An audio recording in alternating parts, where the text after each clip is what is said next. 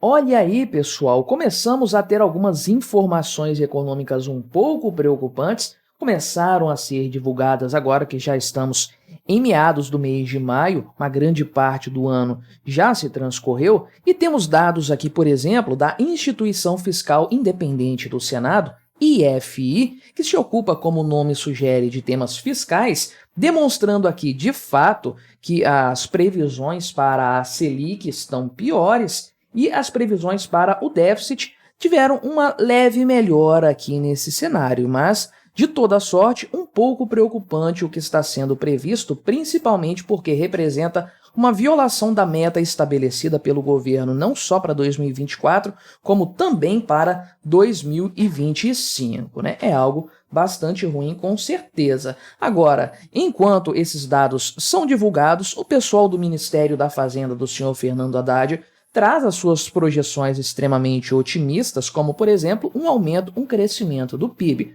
mas até eles precisam assumir que a inflação vai ser pior este ano do que originalmente previsto, né? E nós já temos alguns números mais oficiais, mais determinados, para nos ajudar a balizar esses pontos todos apresentados aqui. Por exemplo, já há uma estimativa bem forte de que o PIB vai ser negativo no segundo trimestre, com uma análise que meio que piora o cenário apresentado pela prévia do PIB do Banco Central, que eu já repercuti aqui no canal, e pior ainda, o IGP-10, uma prévia da inflação do mês de maio, isso aqui entre abril e maio, subiu mais do que o esperado, aliás, subiu pra caramba. Vamos dar uma olhada em todos esses temas, em todos esses assuntos, fazer um apanhado geral dessa história, mas antes, não se esqueça, deixe o seu like, o seu comentário aqui neste vídeo, se inscreva no meu canal se você ainda não for inscrito, considere se tornar membro patrocinador do meu trabalho com valores a partir de R$ 1,99 por mês,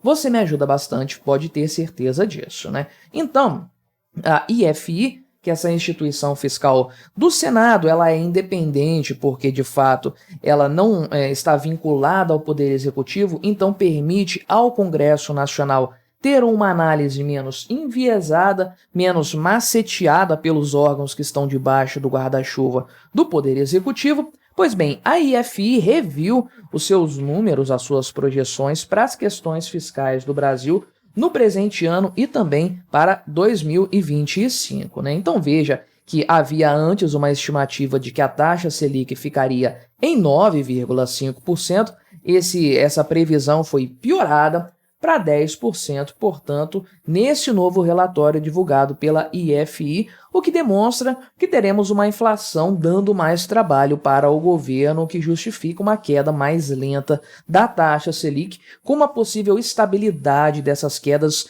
ainda neste ano, ao que tudo indica, de acordo com essa previsão aqui. Já a questão do déficit primário teve uma leve melhora de 0,9% para 0,8% do PIB. Esse aqui vai ser o rombo projetado para este ano, de acordo com a IFI, o que representa ainda assim uma violação do que foi estabelecido como meta para este ano, que é uma inflação, uma taxa de déficit primário, zerada, com uma margem aí para se chegar a 0,25% do PIB, ou seja, vai ficar muito pior do que o governo deveria perseguir, sem dúvida, além de que, para 2025, a IFI também está prevendo aqui um déficit de 0,4% do PIB, uma situação um pouco melhor, porém isso aqui também viola a estimativa apresentada na LDO desse ano, para o ano que vem, né, que foi apresentada este ano, que nem foi votada ainda,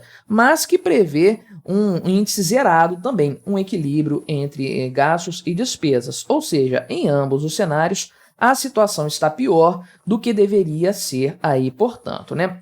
Contudo, o governo federal, por meio da turma aqui do Ministério da Fazenda, que apresentou o boletim macrofiscal de maio, né? Então, o pessoal aqui fez a sua previsão aumentando a expectativa do crescimento do PIB, pois elevaram isso aqui para 2,5%, antes a expectativa era 2,2%, então realmente estão sendo bastante otimistas, eu diria aqui, e mantiveram a previsão para 2025 de um crescimento de 2,5%. 2,8%, né? Então, isso aqui, obviamente, está muito acima das projeções do mercado, do Boletim Focus, que são, respectivamente, para 2024 e 2025, 2,09% e 2%, né? Só que, de maneira geral, estão fazendo uma estimativa bastante positiva, embora o Ministério da Fazenda tenha piorado a sua prévia para a inflação deste ano, a sua projeção, que nas contas do pessoal do Ministério da Fazenda vai saltar de 3,5% para 3,7%,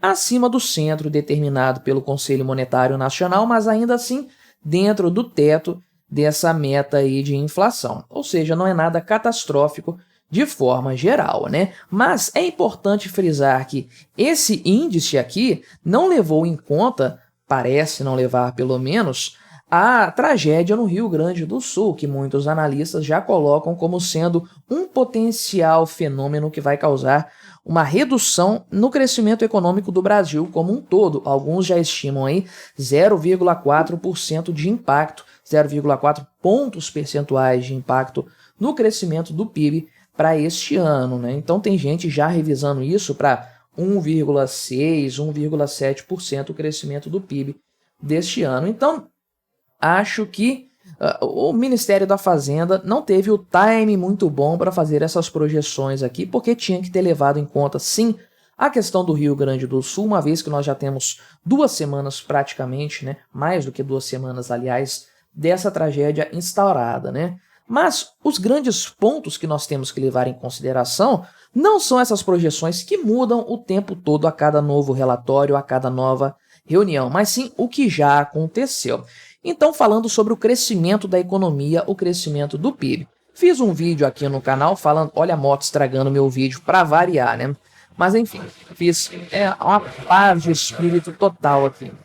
Enfim, fiz um vídeo aqui no canal falando sobre a previsão do PIB feita pelo Banco Central, que o pessoal trata isso como uma antecipação do índice geral. Não temos ainda ele relativo ao primeiro trimestre, mas para o Banco Central foi mais ou menos 1,08, se eu não me engano, por cento de crescimento da economia no primeiro trimestre, embora o mês de março tenha tido uma redução de 0,34% na atividade econômica. O somatório do trimestre ainda ficou positivo e num grau interessante, eu diria, né? Só que, de acordo com dados da Fundação Getúlio Vargas, o monitor do PIB, que é a prévia deles para a inflação, de forma geral, então, nesse caso aqui, a economia cresceu 0,7%, de acordo com a Fundação Getúlio Vargas, ou seja, cresceu menos do que estava previsto aí para crescer e no cenário geral, se você multiplicar isso aqui por 4 trimestres, vai ficar abaixo de 3%, talvez um pouco acima porque são juros em cima de juros aí e tudo mais, né? É uma melhora em relação ao ano passado ainda, tudo bem, só que eles já colocam de forma categórica que vai haver uma redução na atividade econômica no segundo trimestre, principalmente por conta dos efeitos da tragédia no Rio Grande do Sul. Ou seja, né, nós teremos uma piora desse cenário e, sabe-se lá, uma reversão desse crescimento obtido no primeiro trimestre que, volto a acentuar, de acordo com a Fundação Getúlio Vargas, foi um crescimento menor do que o Banco Central fez ali as suas estimativas. Ainda não temos os dados oficiais do governo Lula, do senhor Márcio Portman, né? Mas a previsão que já está sendo feita é essa. Teremos um segundo trimestre de 2024 ruim, talvez com uma redução na economia, um PIB negativo e que acende um alerta, porque 2 trimestres seguidos com o PIB caindo, com um decréscimo na economia, isso representa uma recessão técnica, né? Seria uma tragédia para o Brasil de forma geral aí, né? Então é uma possibilidade ainda, não está sacramentado, mas eu vejo fundamento nisso aqui com certeza. Agora, o que mais me chamou a atenção realmente foi a questão da inflação nesse período entre abril e maio, porque esse índice IGP-10 aqui é uma antecipação do índice geral de preços que vai ser demonstrado pelo pessoal do governo também, do IBGE, que é o índice IPCA, isso aqui é da Fundação Getúlio Vargas, mas eu gosto de ver esses índices deles, eu acho que esse índice faz uma leitura no longo prazo mais interessante. Então, o IGP-10 é o Índice Geral de Preços que pega do dia 10, ou melhor, do dia 11 de um mês até o dia 10 do mês seguinte. É uma janela de 30 ou 31 dias, mas que leva em consideração pedaços de 2 meses aí. Então, de 11 de abril até 10 de maio, o que aconteceu? O que foi medido por esse índice aqui, IGP-10? Uma alta de 1,08%. Olha que coisa insana. Extrapole isso para 12 meses, né? Vamos ter uma inflação de 13% praticamente aí e tudo mais, revertendo com folga uma queda que foi medida no mês anterior de 0,33%, com aumentos generalizados, ou seja, em todas as áreas tivemos aumento de preços nesse período, o que é algo, sem dúvidas, bastante assustador. Então, o acumulado de 12 meses desse índice já está sendo revertido por conta desse cenário pior, e a grande questão que fica é, com a tragédia no Rio Grande do Sul, com todos os problemas que nós estamos tendo, por exemplo, na Petrobras, na gestão interna do governo Lula como um todo, e vários outros pontos que já estavam previstos, pontos negativos, a pergunta que fica é, para onde que os preços vão, para onde que vai o índice IPCA quando ele for apresentado nos próximos meses? Como que a taxa Selic vai reagir a isso aí? Que PIB que nós teremos? Teremos crescimento? Teremos um valor ali praticamente nulo? Teremos recessão esse ano? Não dá para saber. E qual vai ser o tamanho do rombo fiscal nessa história? Porque se tivermos, de fato, uma atividade econômica piorando, com um PIB negativo eventualmente, a receita do governo vai diminuir e aí o rombo vai lá para as alturas. Mas então, me diga aí, o que você achou dessa minha análise? Colabore com o nosso debate, deixe o seu comentário, se inscreva no meu canal se você ainda não for inscrito e até a próxima.